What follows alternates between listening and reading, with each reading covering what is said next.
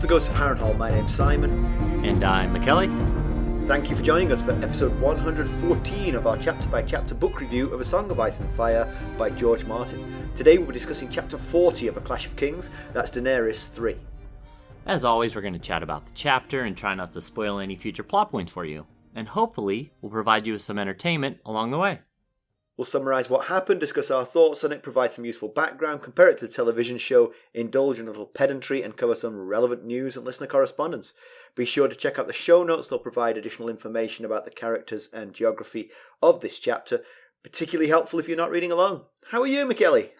I am doing well. I've been out enjoying this beautiful weather we have today. How about you? We have beautiful weather today. We do. It's mid-October here in the southeastern United States, and our weather has finally dipped under the mid-80s for the at least for the next week. So yesterday, for Celsius people, it was 31 Celsius, and today the high is 19 Celsius. So it was a distinct change. Well, of course, I was doing my yard work during the early part of that. Yes. Interestingly, I played soccer yesterday, and I scored an important goal. Ooh, all right. We were losing 3-2, and a late goal tied it 3-3. And as soon as I scored that goal, the heavens opened. It felt very portentous. Yes. Of course they did. They were just waiting for that goal. Mm-hmm. One thing that cracked me up this week was you pinged me about merchandise and what we could put on our merchandise, and you were suggesting we could put our in-jokes on the merchandise. Right, yes. And so we went back and forth reminding ourselves of the in-jokes. Yes. Including me not being able to remember what the in-jokes were, which was itself an in-joke. Right. And then we decided... And then you said, let's talk about this on the podcast. I was like, so we're going to talk about the in-jokes. We're going to talk about talking about the in-jokes on the podcast. I'm like, we are disappearing into a spiral of despair. Yes, we're getting close to being able to roll out some merch, which is exciting. Woo-hoo. So all those of you who have asked, hopefully... We've been taking on the challenges of it one at a time, and it's taken only about 11 months to get to this point. Yeah. We're so motivated by profit. You know? Yes, but we're very close. We're at the point now where I'm literally trying to design merch on the merch website. So we're getting dangerously close. And of course. Okay. I don't know what I'm doing, so I might get to the next step and realize, oh, I did this all wrong. I got to redo it. But I think we're getting close. Mackelly, just as a reminder, winter is coming. It is. As is the holiday season. Right. That's really what I meant. Yes. Yeah. So, hey, if you have any good ideas on slogans from the show that we could throw on some merch, let us know. I thought of one while I was walking the dog earlier. Let's get down to business. Oh, that's good. Yeah. Because that's next on the hit list, right? It is, yes. Very next thing you're about to say, as soon as we're done babbling here. Oh, one other thing. I know you are not very frequently on the social medias, so I don't know if you saw what I posted this past week. So I will show you in case you haven't. You know, my birthday was recent. That I remember. Yes, it was coming. I don't need the social media for that. Right. Well, one of our listeners, one of our favorite listeners, Jenny of Old Stones, the fearless leader of our Discord server, she sent me this hand-drawn card with Hodor on it, wearing a birthday hat. That is awesome. It is awesome. And on the inside is a birthday cake. And it says Hodor. So, yes, I plastered that all over the social medias, but I don't know if you had gotten to see it. I know you and your wife share a Facebook account, and one of you liked it. Whoa. My wife has a Facebook account. Yes. If I am forced kicking and screaming to look at Facebook, I use her account. That is I would not more say accurate we share description. An account. Yes. That is not the same thing. But I will have a look at that because that looked terrific. Thank Yes. you, Jenny. That's very kind. Yes, thank you, Jenny. It was a gift for Mackelly, but I like it a lot. Yes, thank you. I've thanked her both over message, and I thanked her on the social medias, and I'm thanking her now on the show. That was very cool. Probably the coolest card I've ever gotten in my life. So, Well, let's get down to business. yes. How did we leave Daenerys Targaryen? It's been a while since we saw Dany. I think it's 13 chapters, did we count? Since we I last believe saw so, her? yeah. Last we saw her, she was riding into the city of Qarth to much fanfare. She's being squabbled over by Pyat Pri the warlock and Xaro Xhoan Daxos, the wealthy businessman, Right. with promises of lavish gifts and great knowledge. All she really wanted was ships and soldiers. She met with a ship captain who told her of Robert Baratheon's death. The news lifted her spirits and increased her desire to get back to Westeros. All right, Mackelly, why don't we give them the summary of this one? All right. Another long summary coming up, so get comfy. Dany and Xaro Xhoan Daxos ride together in a palanquin from the Hall of 1,000 Thrones. Dany has just met with the Pureborn, a faction of men whose ancestry dates back to Qarth's ancient kings and queens. Xaro can tell immediately that things did not go well for Dany at the meeting. She did and said all the right things, but to no avail. The Pureborn will not help Dany win back the Iron Throne by providing ships and men for her effort. I do notice that in the summary, when you have to say Xaro Xhoan Daxos, you just write XXD. When I say it, you write it out because you know I'll forget what his name is if I try to just wing it. You picked up on that. I deliberately did do that for your Yes, for your I know, sake. I can tell. And honestly, while I'm making a joke of it, I am grateful. So, Xaro Xhoan Daxos helped guide her through wearing the right attire, paying the proper sacrifices, and bribing the appropriate people. She's earned a good deal of gold and other treasures while in Qarth, Xaro having set up a pay-to-see situation with Dany and her dragons. Anyone, great or small, who wants to see the dragons has to first offer up a token to Dany. It was these gifts that she sold to earn the money to offer the bribes. Dany considers sending Ser Jorah to reclaim the bribe money, since it was so ineffectual. But Xaro says if she does, she'll likely end up dead by a member of an assassin group known as the Sorrowful Men. In the end, Dany felt like nothing more than a sideshow for the Pureborn. They were bored and she was something new and different. But Dany is not to be deterred, despite Xaro's best efforts to convince her to give up her quest for the Iron Throne. The Pureborn aren't the only players in town, so Dany considers going to one of the groups of merchant princes, the Ancient Guild of Spicers, the Tourmaline Brotherhood, and the 13, to which Xaro belongs. The groups vie with each other as well as with the Pureborn for dominance in the city. Xaro casually dismisses the idea. The first two, the Spicers and the Tourmaline Brotherhood, are nothing but dissemblers, braggarts, and pirates. The 13 might give her ships, but she won't find anyone to occupy them. Qarthine soldiers and sailors couldn't care less about her claim to the Iron Throne. When she then ponders the idea of going to Pyat Pri and the warlocks, this gets Xaro's attention. He sharply denounces the warlocks as liars who eat dust, drink shadows, and have nothing to offer. Dany reminds Xaro that she wouldn't need the warlocks' help if he'd give her the ships and the men she needs. He reminds her that he's already lavished her with gifts since she's arrived at his palace, including the very ebony and gold palanquin that they're riding in. She retorts that they aren't the gifts she wanted. And Xaro adds his heart as something else that he has given her. Dany finds Xaro's proclamations of love amusing. He's flowery with his prose of love and lust, however his actions sing a different tune. Whereas Ser Jorah tried in vain not to stare at her bare breast, left exposed by the style of dress made popular in Qarth, Xaro hadn't even noticed. She's also not missed the scantily clad beautiful boys that fill Xaro's palace. Their conversation is interrupted when the palanquin comes to an unexpected halt. Jogo tells her it's due to a large crowd around a firemage and pulls Dany up onto his horse to see. The firemage is conjuring a ladder of fire in the air. Dany and Jogo notice that while the ladder grows taller and taller, child thieves relieve the distracted members of the crowd of their purses. The firemage eventually climbs the ladder and disappears when he reaches the top. Quaithe appears from the crowd and tells Dany that it's Dany's presence that allowed the fire mage to perform such advanced magic. Prior to her and her dragon's arrival, the man could scarcely wake fire from dragonglass and stuck to more common tricks like walking across hot coals to distract the crowd while his pickpockets did their work. Of course. Quaithe warns Dany that she needs to leave Qarth. It's because I misspelled Quaithe the whole way through this. Yeah. Quaithe warns Dany that she needs to leave Qarth soon before she's not permitted to do so. Dany questions where she should go, to which Quaithe responds, to go north, you must journey south.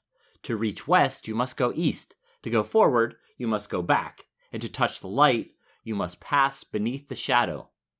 Dany assumes Quaithe means Asshai, and wonders what she'll find there if she were to go. Truth, is Quaithe's answer, before disappearing into the crowd again. Back in her chambers in Xaro's palace, Dany tells Ser Jorah that he was right. The Pureborn rejected her plea for help. When talk turns to Xaro, she tells Jorah that Xaro asked her to marry him again.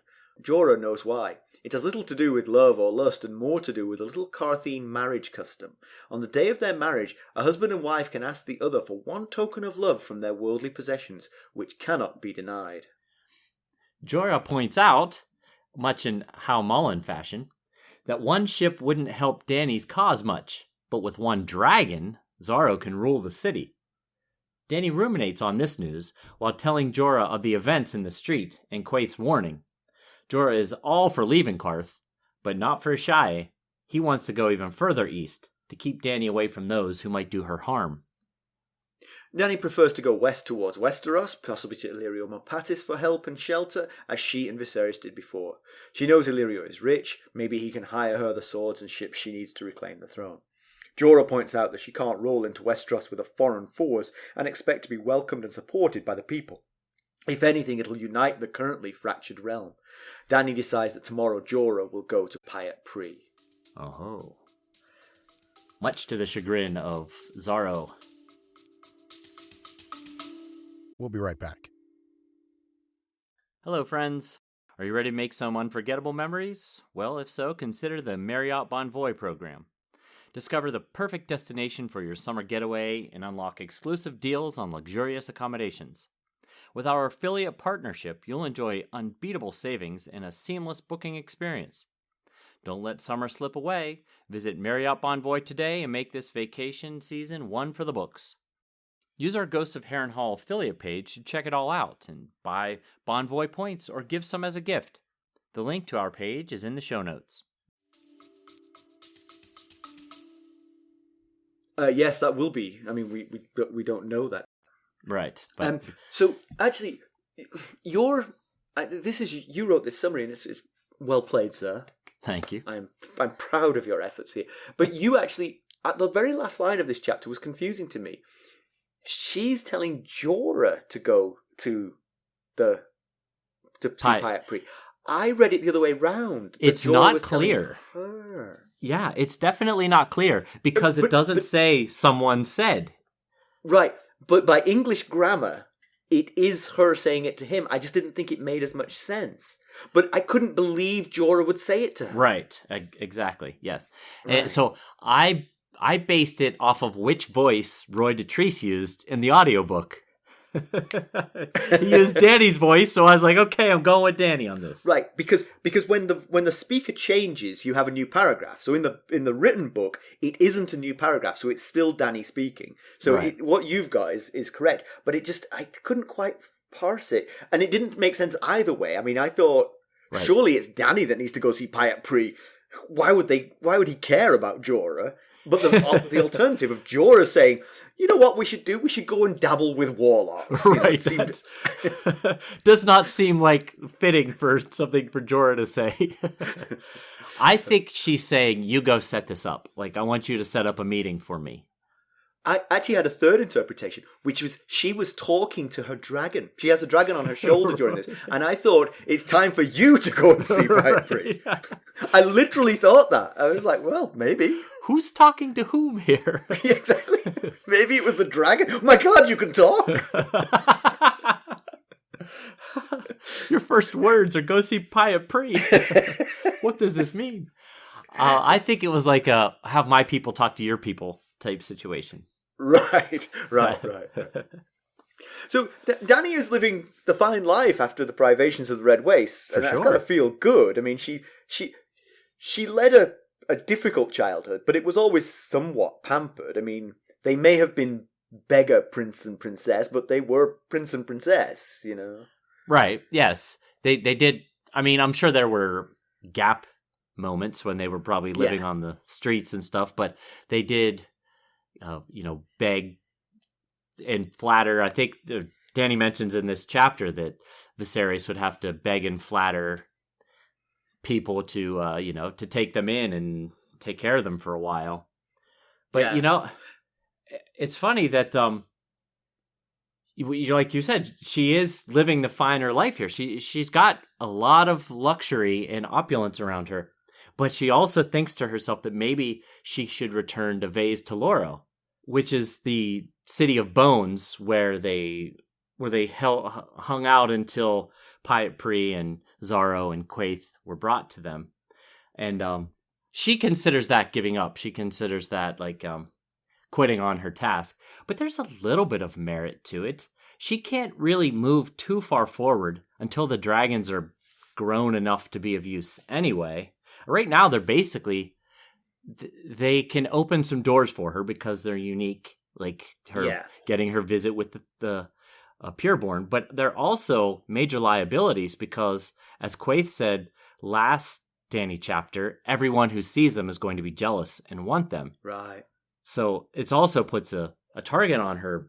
So maybe going somewhere sheltered and hiding out for a few years while these dragons grow wouldn't be the worst idea. Yeah. I wonder... I mean, I'm not sure Vase Teloro is the right spot for that. I mean, it's might not be desolate. It's going to be hard. I mean, the dragons to grow will need a lot of food, presumably. That is an issue. There's probably not a ton of a dragon-type food in the Red Waste. Right. Presumably it's some sort of livestock that they'll most like to eat. And, right. There's not a ton of it. But actually, we'll get into quite a lot of this, I think. Because for me, a lot of this chapter is kind of... It's kind of a fun chapter in the sort of giving us the politics of Qarth and sort of seeing all of these different groups who could vie for her attention and all this kind of thing. But it's not really going anywhere. You know, she's sort of like pulled in all these different directions, none of whom seem like they want to give her what she wants. And so there is that kind of like, she should probably abandon this city in favor of something else or give up. I mean, like you said, it would feel like giving up to marry Xaro, for instance, but it would be a step towards what she wants. Now, maybe this custom makes this a non-starter for her because she can't lose a dragon. She doesn't want to lose a dragon. Right. But if he said, I'll give you what you want if you marry me, then that's pretty good. And what we'll do in the meantime is we'll stay here in Qarth, growing fat on all this food and opulence, you know? Right. Maybe she'll decide she doesn't even want the Iron Throne at that point. Right, exactly. You know?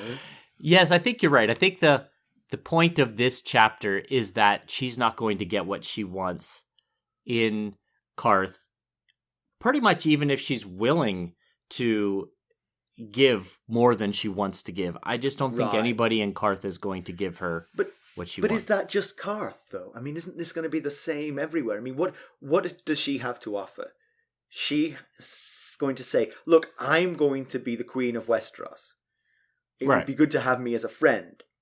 If I get over there and win it, then I will make you glad you chose to help me. Right. A lot of if, ands, thens, and buts there. Right. Yeah. I mean, it feels like it's not just Qarth. It's wherever you go, you'll be met with the same skepticism and hesitancy. Yeah, especially this far east in Essos. You need to find someone who's got a vested interest, like possibly Illyrio. We know Illyrio and Varys have been discussing something to do with putting a Targaryen back on the throne. Right. So, anyway, you're right. We know that, but Dany doesn't know that. Right. Yes, she doesn't. Yeah, you're right. I mean, there's buying a stock low in hopes that it will rise, and then there's buying a stock that you have absolutely no interest in how high it rises, unless it rises to a point that would be almost unattainable. And the problem with this particular stock is even buying low will take an awful lot. Yes, it's very expensive. Ships yes. and soldiers, and it's extremely expensive to buy this cheap stock. Right, that's a good point. That was, I think, the analogy I was looking for right there.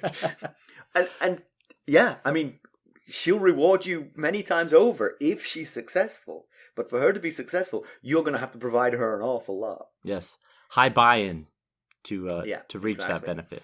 Well, we finished the conclusion, so now let's... Yeah.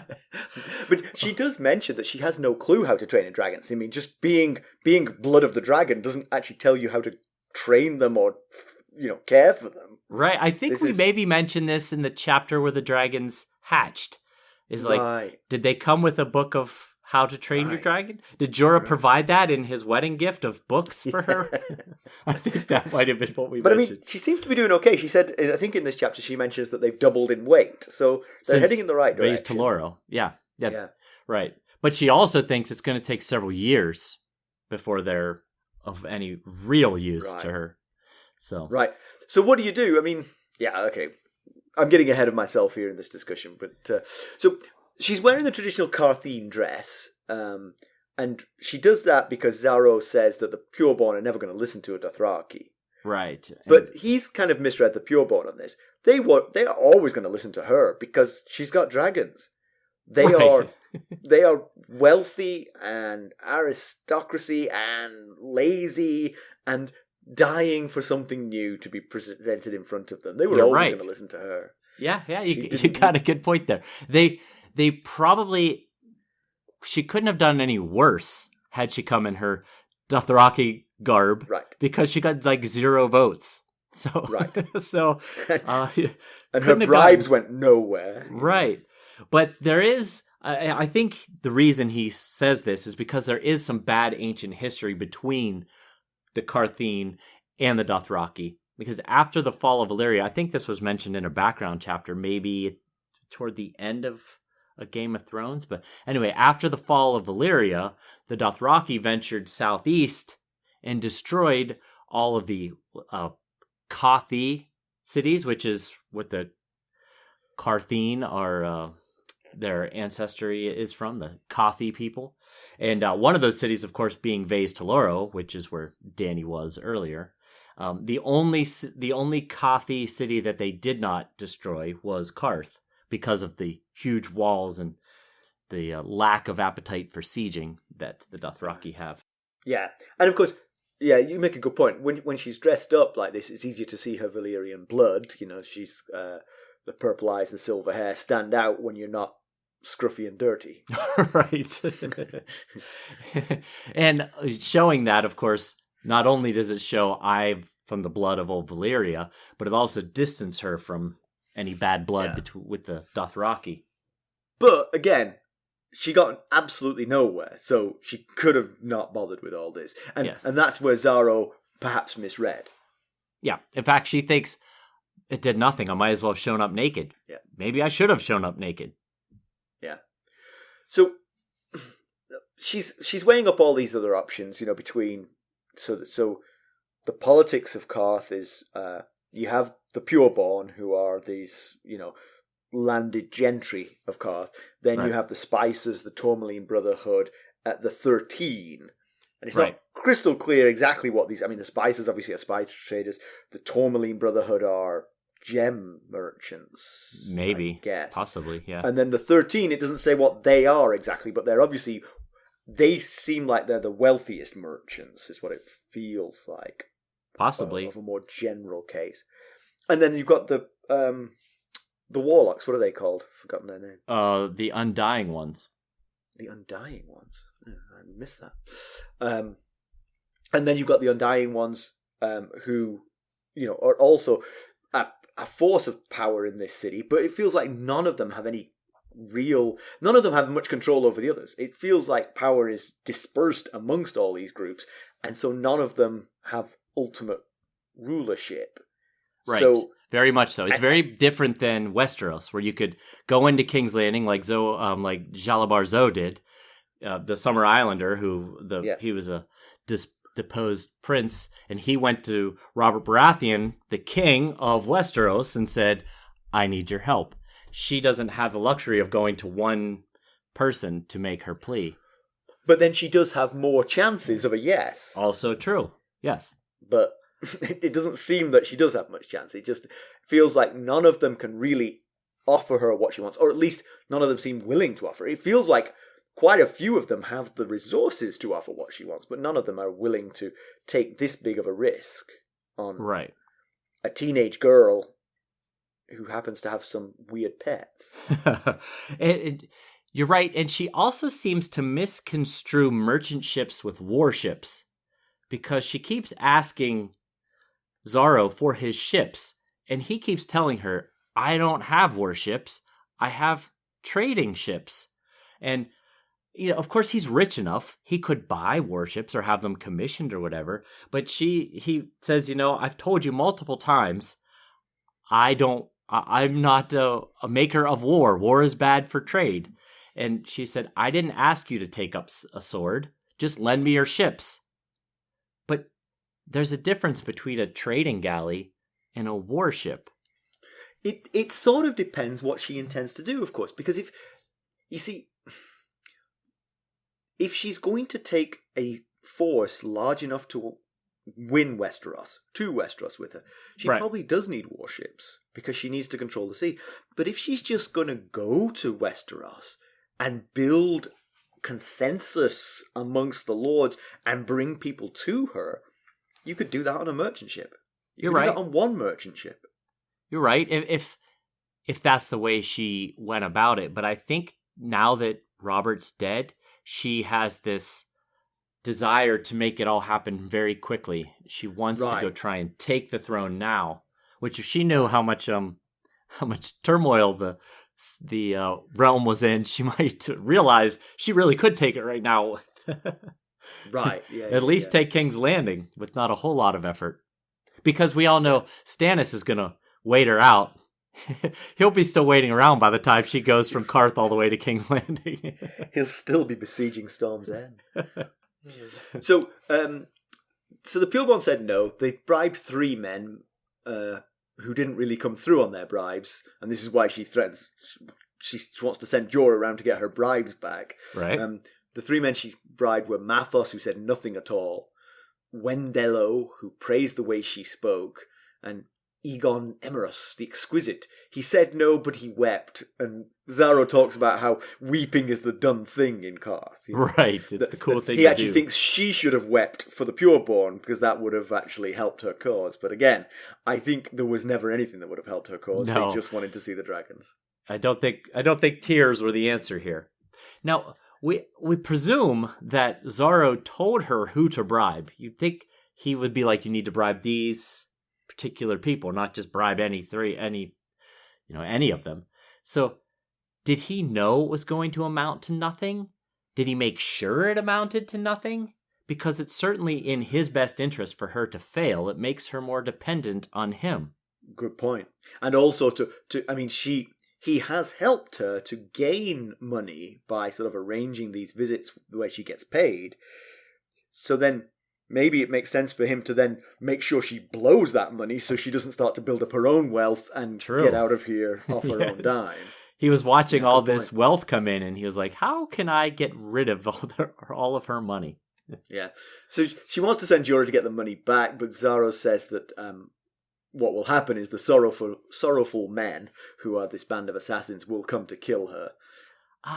Yeah, I gotta say, I like these Pureborn, like, so this is what they do. They like take bribes, and then they don't do anything with the bribe. And then if you ask, oh, hey, since you didn't hold up your end of the bargain, I want my money back. And they're like, no, we're going to kill you for wanting your money back. I mean, that's some nerve right there. As a British person, I'm acutely aware of how the royal family operates. So no surprises to me. Yeah. And then also, very early in the chapter, she takes off this necklace or something that's around her neck. And Xaro told her to wear it because he said it will prevent her from being poisoned, because these Pureborn are known for poisoning the wine of people that they feel are dangerous. And that on Westeros, that would be a major violation of the guest rights. Good point. But also, that was used to make another point here, that they didn't even offer her a cup of water when she visited the Pureborn. They offered her nothing at all. So she really did get short shrift from them. Yeah, they didn't even try to poison me. That's how little they cared about me. We'll be right back. This episode is sponsored by Audible. To get a free audiobook, or 2 if you're an Amazon Prime member, go to our exclusive URL, audibletrial.com/ghostsharrenhal. You can find the link in our show notes.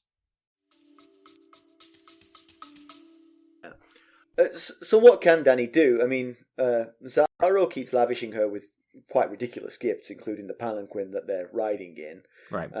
She could just continue to fleece him and buy her own army, but as you just pointed out, maybe he's keeping a careful tally of what she's got and making sure she doesn't get to the point where she's independent. Right. I think he's playing the long game here. Yeah. I'm not so sure that he would be nearly as generous as he is if she had no dragon to offer him. Yeah. If she was just Daenerys Targaryen with no dragons. Yeah. And he'd made the point to her when he was sort of like asking her to marry him. We heard about this when she talks to Jorah later, that he'd said, look, the rules of Qarth are that the married couple, they keep their own belongings. It's not like a merging of the two. You know, the dragons don't become mine, they will still be yours. But he conveniently omitted the one exception to that, which is on the wedding day you get to ask for one thing that can't be refused. Right. He glossed over that detail. Yeah. But which goes to his true motives, clearly. Right, exactly. I think that's a very key indicator of what his true motives are here. Yeah. And now she thinks she'd be lost without Xaro, because she said, he's the one that's been helping her set up the pay-to-see situation with the dragon and helping her, with who to bribe and how to get her audience with the 13. But I wondered if it's entirely true that she'd be lost without Xaro, or is he distracting her and trying to get her content with all the gold and all the gifts and the opulence and the luxury? Yeah, I think there are others who would take his place. Yes, certainly. But yeah, I guess that's my point, is she could rely on a lot of different... He just got there first, A lot of different people probably would sign up for this job. But it feels like, with the rules of Qarth as they are, you'd always be in the same boat. You'd always be in that boat of, they'll court you for the dragons, you'll say no to giving them dragons, they'll say, it's not much of a deal to give you the ships you want. They'll say, hey, do you want to marry me? And you'll say, no, because you'll steal one of my dragons. Right, yes. So it's quite the catch-22 here in Qarth. Right. He points out something you were just talking about earlier, that so she says, if everyone in the 13 would just give me 10 ships, he says, you'll have 130 ships, but you'll have no crew, because the justice of your cause means nothing to the common people of Qarth. They couldn't care less. So, I mean, you can't really blame Xaro for not wanting to help her. Right. It's quite, like you said, it's quite the investment. High investment for potential payoff on the other side of the world. But Essos, as a continent, is known for sellswords. So you could, if you had the money that Xaro claims he has, you could actually populate those 130 ships with well-trained sellswords. Right. And then you've got an invading army plenty big enough to take Westeros. Yeah, of course, you go back to what Jorah said at the end of this chapter, when he said, you can't just roll up to Westeros with an army that can't even speak the common tongue and expect the people to back you and rally behind you. So, if she had a big enough force, they would eventually back her if they realized they were going to lose.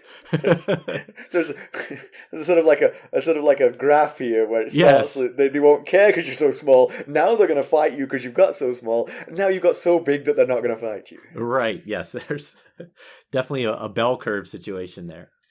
Yeah. But so she sold all the gifts she got from all of these, from the sideshow that Xaro turned her into. She sold all these gifts to get the money for the bribes. The only gift she kept was a crown that the Tourmaline Brotherhood had made for her, which had 3 dragons on it, which was kind of like a cool crown for her. But she said it was very heavy. But she has kept that because Viserys was forced to sell his crown when he was the Beggar King, and this is one of the ways he got the name the Beggar King. Right. And so she's determined not to fall into that. Yeah. But as she talks about this, we get her view on how hard life must have been for Viserys being in that situation, and you do feel a little bit of sympathy for it. She herself says she can feel the pain it must cause, and she could see herself falling into the bitterness and anger that Viserys succumbed to. Absolutely. I felt like this was much needed background on Viserys. It really humanized him a good bit. Because up to this point, when we actually were meeting Viserys, he just felt like such a flat character, just a petulant jerk with delusions of grandeur. And this is still rather vague, but at least we get we start to get an idea of what he's gone through from a little boy up until his death. And you can start to understand how he ended up where he ended up. I mean, if you stack it all up, he lost his family, his homeland, his wealth, his station in life, all at age of like 7 or 10 or something really young. That takes its toll. And then he's just like left on this other continent, and he has to raise this little sister on top of it all. That's enough to make anyone snap. And he never had the exposed breast and the 3 dragons with which to woo the people, Exactly. He only had his last name. Right. Yeah. So there's a couple of there's just a couple little details here that I wanted to point out in case you'd forgotten what they meant. So she mentions Jogo using his silver-handled whip that, as she put it, that she had given him. She gave him that when she asked him to be her blood rider. And of course, he took the whip and then refused to be her blood rider. So maybe this is an Associ thing, not just necessarily a Qarthine thing of taking gifts and then not doing what the point of the gift was for. But we know how that played out. He's now turned the corner. But also, they're talking about wine, and Xaro wants her to go off around the Jade Sea and find this really amazing vintage of wine. And she says, the best wine comes from the Arbor. And then she remembers that Lord Redwine, who is the Lord of the Arbor, fought on her father's side until the very end. He was one of the few men that stuck with the Aerys Targaryen until it was all over, basically. And Paxter Redwine was, as we know, heavily involved in the siege of Storm's End that trapped Stannis and Renly in there almost to their demise. So that's what those things were in reference to. Yeah. So Dany threatens to go and see the other merchants, but Xaro just waves that off. The merchants can't help any more than he... Well, they could help as much as he would, but they're not going to either. Right. She threatens to go to Pyat Pri, and that does get a reaction from him. He says that blue lips speak only lies. Yeah. Either he's telling the truth, which is possible. I mean, we're finding out in Qarth, not everything is as it appears.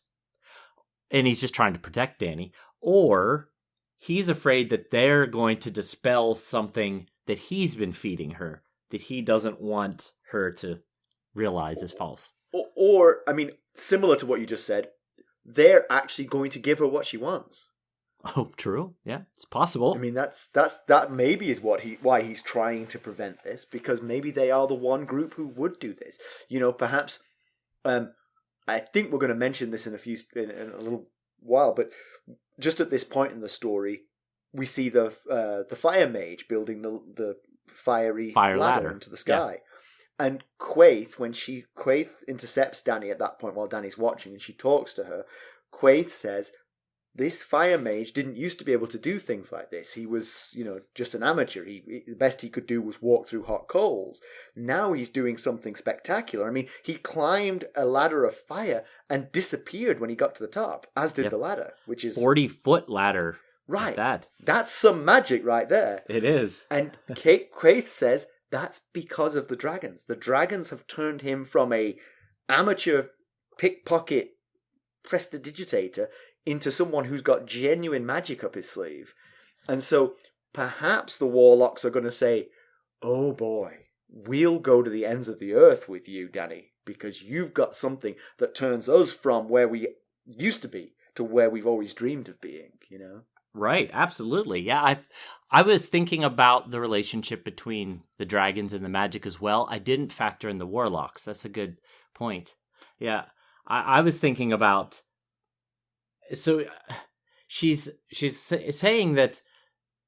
Well, I guess is she saying that the magic is increasing because of the dragons, or are the dragons around? Did they hatch because magic is increasing?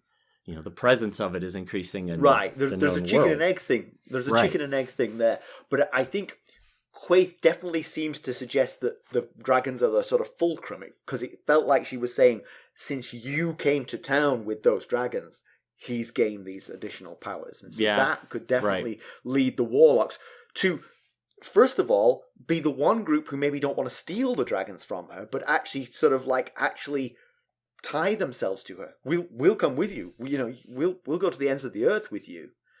And she may not even need the dragons then. The power that they might achieve just by being around the dragons might be enough to get her the thrones. You're right. I had not thought about that possibility. Now, I was wondering if there's a relationship between this fire magic, the fire mage and his fiery ladder, and the dragons. If there's a relationship between that increasing and the stirring of the others, the fire and the ice. Oh. The two equal and opposite forces are equally, increasing their presence in the world. Very good. But, so we mentioned this in the summary. Quaithe rattles off a riddle here about what day. So she tells Dany, you need to leave this city before you aren't able to leave at all. And she says, well, where should I go? And Quaithe says, to go north, you must go south. To reach west, go east. To go forward, you must go back. And to touch the light, you must pass beneath the shadow. Now, of course, the west seems pretty obvious. She wants to go west to reclaim the Iron Throne. That seems, at least at first look, that seems pretty obvious. So in order to do that, she must first go east, and Dany assumes that Quaithe means Asshai. And since Quaithe doesn't say wrong when she suggests this, it seems like that possibly is what she's indicating. Then the south to go north thing, a wiki of Ice and Fire suggests that this means what she means by all this right here with the directions is to go southeast, meaning Asshai, in order to go northwest, meaning Westeros. But I was thinking of it as maybe when you get to Westeros, you must first do something in the south in order to go north. That's the order that it needs to be done. You either need to take the Iron Throne first or make some sort of pact with Dorne or something before you go north to fight the others, because it seems like maybe that's what's building as a fire and ice situation here. Yeah. Keep going. I'm hanging on your every word here. Now, the go forward and must go back thing, that I don't know. To me, that feels like before she leaves Essos, she has to deal with something in her past. Right. Which I like this, Mackelly. What could it be, Mackelly? Well, most logically, it would be the Dothraki, right? Possibly Khal Draco take his Khalasar and make it part of her force or something. Uh-huh. And then, or possibly something in the Free Cities, maybe with Illyrio. That would go back even further. Maybe she does have to meet up with Illyrio. Or go back even further to Dragonstone where she was born. Maybe she needs to go all the way to Dragonstone, right. And that's where she'll launch her attack from. Maybe it's all of these things. Maybe, yeah. She needs to build a new west. Khalasar, she needs to work with Illyrio Mopatis, and she needs to go to Dragonstone, yeah. Right. Now, the touch the light to pass beneath the shadow, I mean, there's the obvious connection to Asshai there because the city is literally called Asshai by the shadow. And Bran did see shadows stirring Bran did see dragons stirring in the east beyond Asshai in that dream he had, the very first like prophetic type dream, crow dream that he had. So maybe there's some connection there. And of course, all of this, all of her whole riddle might literally just mean just don't take the obvious direct path. Right, You know, yeah. think outside the box, explore your options. You don't always have to go in the exact direction that it looks like you need to go in. Yeah. So, I don't know. It could just mean that. I'm not. But those were my thoughts about it. Some of that stuff I looked around the internet to see what people thought. Some of that I got off of Wiki of Ice and Fire, and some I pulled out of my own head. If you can believe that. Thankfully, your head. So Quaithe is still giving cryptic warnings. Back in Dany 2, she said, "Beware, all that come to see the dragons will leave jealous," which is clearly true. Everybody is jealous of these dragons. Well, I'm not sure. I mean, I think the small folk are paying a couple of coins just to stare at the dragons. The small folk are probably like, whew, wouldn't want to deal with that thing as it gets bigger, you know? Right, yeah. Yeah, it's unsure right now what the Pureborn really thought of her and her dragon, because they didn't try to woo her in any way. Right. Maybe that's intentional. Maybe they're like, if we shun her, she'll come back and be willing to bargain with us further. Yeah. But so, yeah, Dany was unsure of Quaithe when she first met her, because she remembered Mirri Mazdor, who studied under a shadowbinder, which Quaithe appears to be. She wears the red lacquer mask that signifies a shadowbinder of Asshai. And so, to be fair to the shadowbinders, they didn't tell Mirri Mazdor to kill Khal Drogo. If you ever come across a cow, here's how you handle it. They gave her the skills. She used them as she chose, you know. But being that she didn't trust her all that much to begin with, you wonder if she would take her advice and travel the wrong way to Asshai here. So, yeah, we did mention last chapter that Quaithe seems to be the one who's trying to help Dany. I would say, well, she doesn't seem to be actively trying to pry a dragon away from Dany. Right. But perhaps she's just playing a longer game, you know, sort of trying to win Dany's trust. Maybe if Dany agrees to come to Asshai, then she loses all three dragons somehow. Right. You know? Exactly. It certainly appears she's not trying to woo her in any way like Xaro is, and she's not offering her things like wisdom and stuff that Pri was offering her. So on the surface, it seems like she's just trying to help Dany, but you're right. She could be playing a game that just takes a little longer to set up, a little more subtle. So Dany's got, you know, she's got to think about what her next move is. She doesn't seem to be content to stay in Qarth and marry Xaro.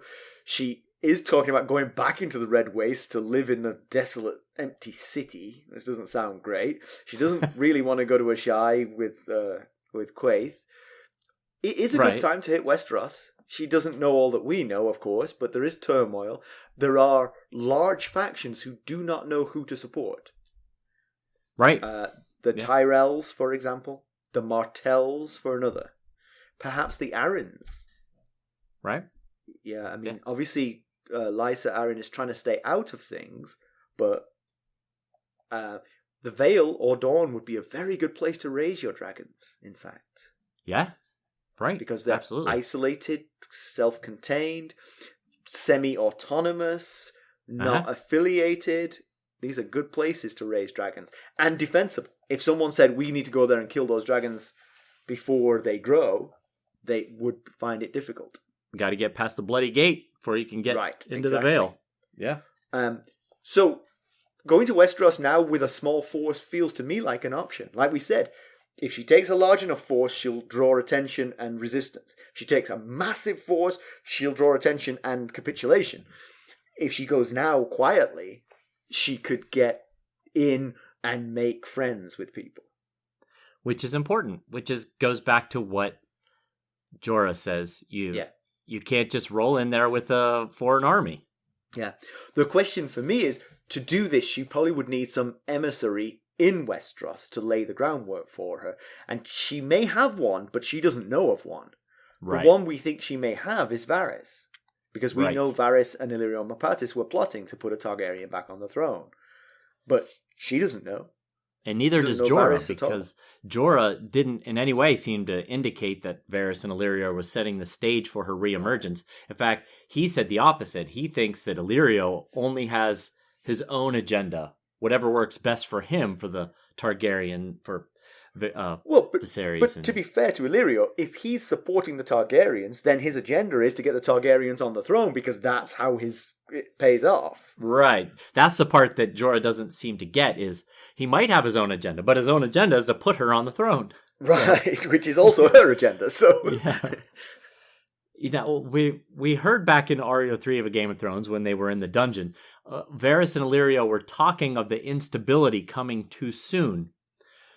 Possibly meaning the dragons hadn't hatched yet. Now, here they both agree. Jorah and Dany both agree that there is no way Illyrio would have parted with those eggs if he had any idea that those things were going to hatch into dragons. He would have sat on them himself. Right. Jorah says nothing knits together a broken realm like an invading army on its soil, which is very true in most situations.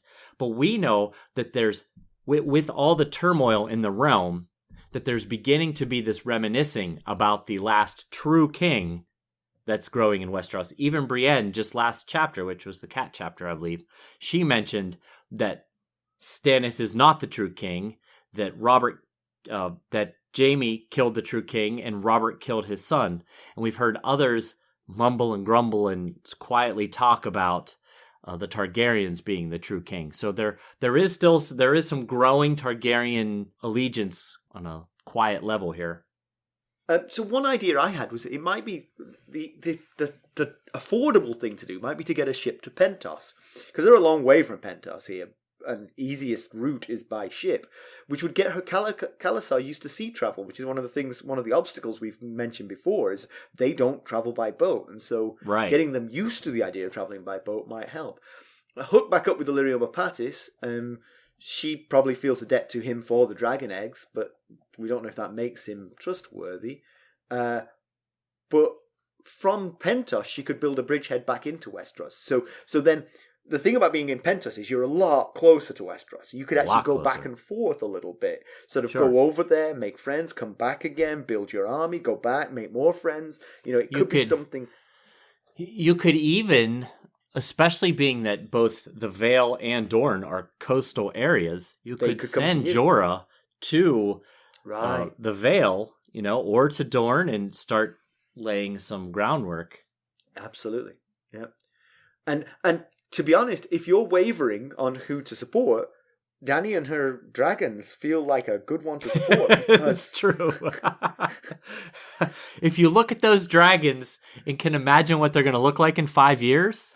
Right. But the thing is, striking quickly feels good for Dany. If you want Dany to win, it feels like a good idea to strike quickly, because right now there are significant waverers. The Tyrells in particular are a significant waverer. In a few months' time, they're going to have to choose. And if they don't even know of her existence, they ain't choosing her. Good point. Yep. They can't stay out of this war forever. They've chosen sides once and things have kind of like blown up on them. So they're going to choose another side soon enough. Yeah. And with the Tyrells could also possibly come the Red Wines. Right. And of course the Red Wines, that's your fleet. Exactly. That's where I was going with that. Right. Yeah, that's your fleet. That can bring you and whatever sellswords and people you've drawn to yourself. All of you can come over in one fell swoop. You could even do that on the sly. The Red Wines don't have to engage. They could swing around to Essos, pick them up, and drop them off in the Vale. Right, exactly, yeah. Cersei would never have to know that they were involved. Yeah, and honestly, I mean, she could definitely draw banners to her. And basically, if you agree to her cause now while the dragons are small, you get the highest reward when she takes the throne. If you agree to come to her side when the dragons are full grown and staring you in the face, she forgives you, but you get less. And if you still don't agree, you get fried. Right. So there's only 3 groups, really. All right, do you have some background?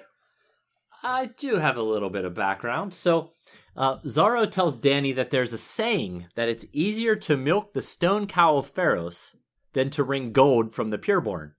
Now, Dany thinks to herself she doesn't know where Pharos is, but thought that there were certainly a lot of stone cows in Qarth.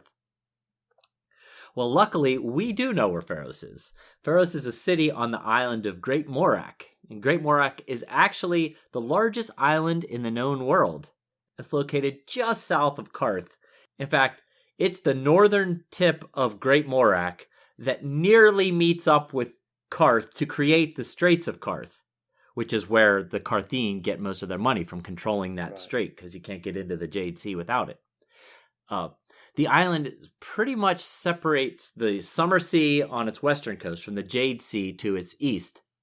And the northern half of Great Morak is a mixture of plains and hills and small forests, while the southern half of the island is densely forested. Now, Pharos, the city, it sits at the mouth of a river on the northern stretch of its western coast.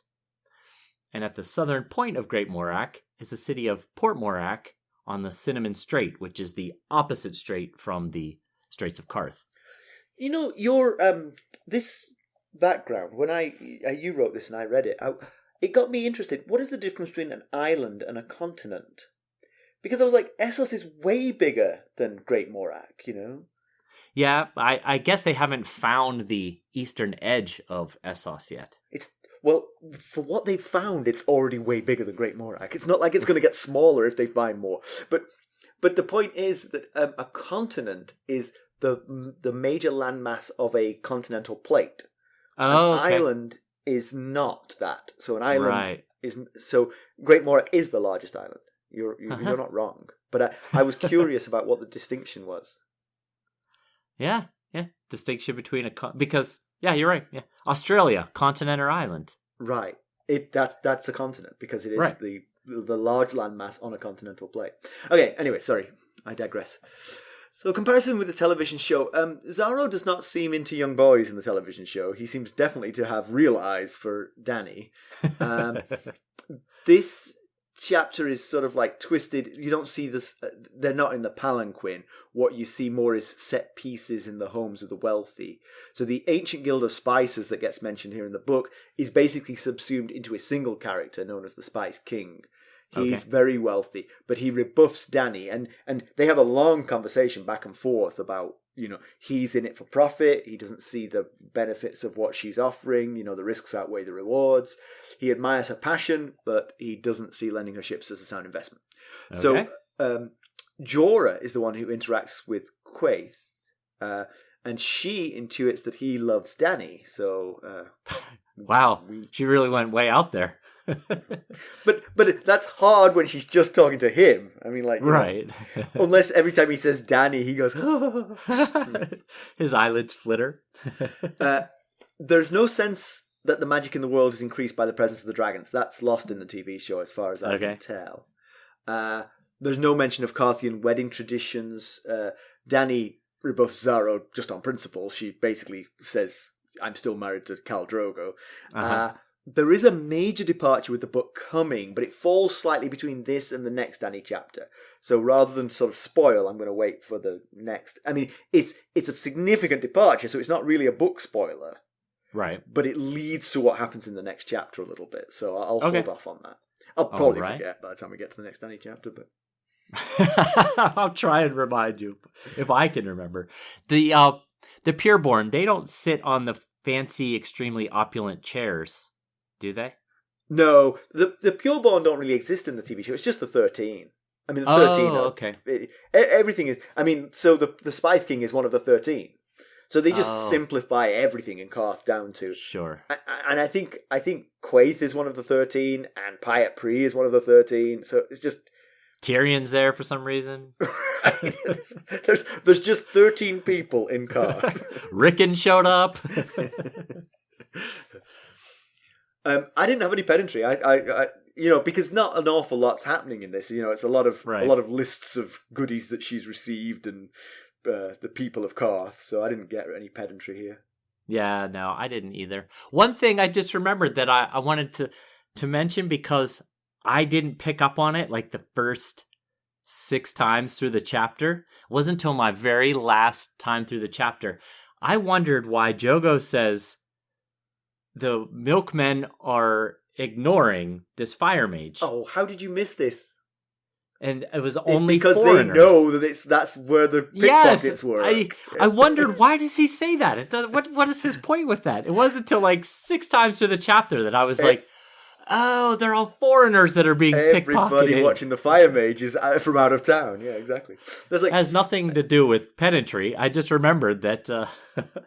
I told you about when I went to China and I was in Tiananmen Square, and the people in Tiananmen Square were really staring at me. You know, I mean, I don't look Chinese, so I wasn't too surprised at people, but I was quite surprised by how like people were sort of agog at me. I was like, surely they've seen Westerners before, kind of thing. And I talked to a Chinese person about it, and they said, oh, if you were in Tiananmen Square, they were probably all from the countryside. They were all tourists coming in from the countryside, and you were a novelty. They said people from Beijing, yeah, they wouldn't even think of it. Oh. But the people in Tiananmen Square are tourists, and they would be. Oh. I picked every one of their pockets. That's where this story ties back in. News and notes, what do you got? News and notes. Well, the Folio Society has released a 2-volume edition of A Feast for Crows. Both books have slipcases and contain amazing artwork by Jonathan Burton.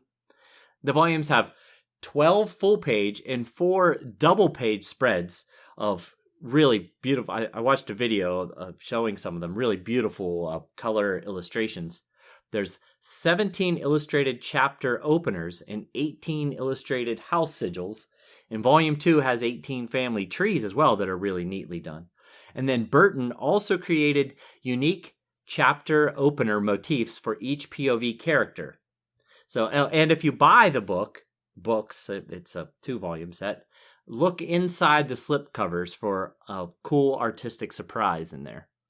And you can buy these Folio Society, you can buy these books from the Folio Society's website. They're not cheap.